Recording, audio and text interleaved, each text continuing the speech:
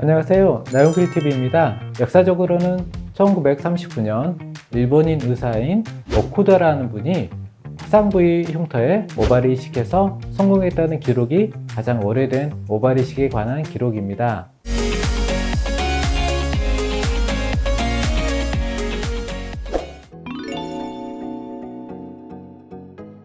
오늘 시간에는 모발 이식에 대한 이해를 높이기 위해서 모발 이식의 역사에 대해서 설명드리는 시간을 갖도록 하겠습니다. 모발 이식의 역사는 80년 이상 되었을 정도로 많은 세월 동안 발전해온 치료 방법입니다.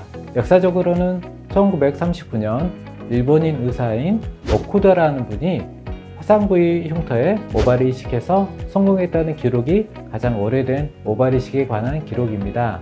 그 후에 모발 이식에 대해서 좀 더 깊이 있게 연구하신 분이 미국의 피부과 의사인 오렌 트라이라는 분인데 1959년 공여부 우성의 원리를 발표하면서 모발 이식에 대한 이론적인 근거를 마련하는 데 중요한 역할을 하였습니다.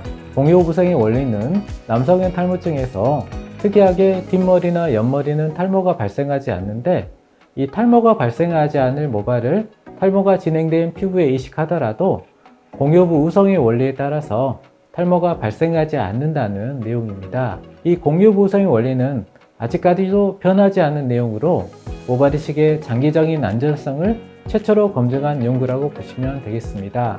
하지만 기술적인 면에서는 현재 모발 이식 기술보다는 많이 떨어져서 이식한 모발이 인형 머리카락처럼 자라거나 이식한 부위의 두피가 울퉁불퉁해지는 결과를 보여서 모발 이식 수술이 서양인에 비해서 머리카락이 굵은 동양인에서 좋지 않다는 의견이 나오게 되었습니다. 이 사진에서 보시는 것이 오렌 트라이가 시술했던 펀치 식모술을 동양인에서 시행했을 때의 결과인데요. 머리카락이 여러 개 뭉쳐서 자라고 두피가 울퉁불퉁해지는 결과를 보여주고 있습니다. 그래서 1970년대와 80년대에는 동양인에서는 모발 이식을 하면 안 된다는 이야기가 나오곤 했습니다. 그러던 중 1992년 경북대학교 병원 모발이식센터 김정철 교수님이 동양인에 적합한 모낭군 이식술을 발표하면서 우리나라 모발이식 기술이 비약적으로 발전하게 되었습니다. 사진에서 보시는 것이 정상적으로 두피에 존재하는 모발의 단면인데요.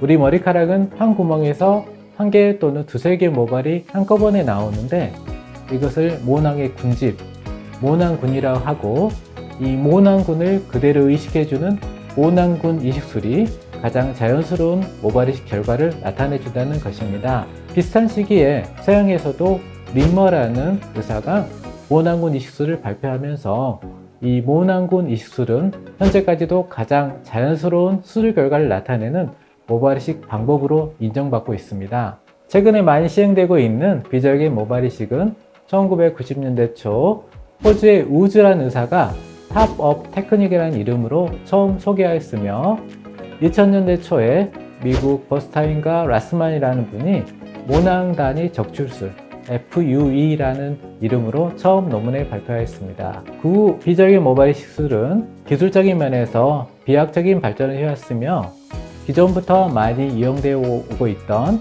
절개식 방법과 함께 현재까지도 모발 이식의 골든 스탠다드로 자리를 잡고 있습니다. 모낭 이식하는 방법에 있어서도 많은 발전을 해왔는데 서양에서는 전통적으로 슬립 방식이라고 해서 두피에 작은 바늘구멍을 내고 핀셋으로 모낭을 삽입하는 방식을 많이 이용하였습니다. 1990년대 초 우리나라 경북대학교 병원 모발이식센터 김정철 교수님이 최영철 선생님과 함께 식목이라는 기구를 개발하였는데 기존의 슬립 방식보다 좀 더 빠르고 간편하게 모낭을 이식할 수 있는 방법으로 현재까지 많은 모발 이식 의사들이 사용하고 있습니다.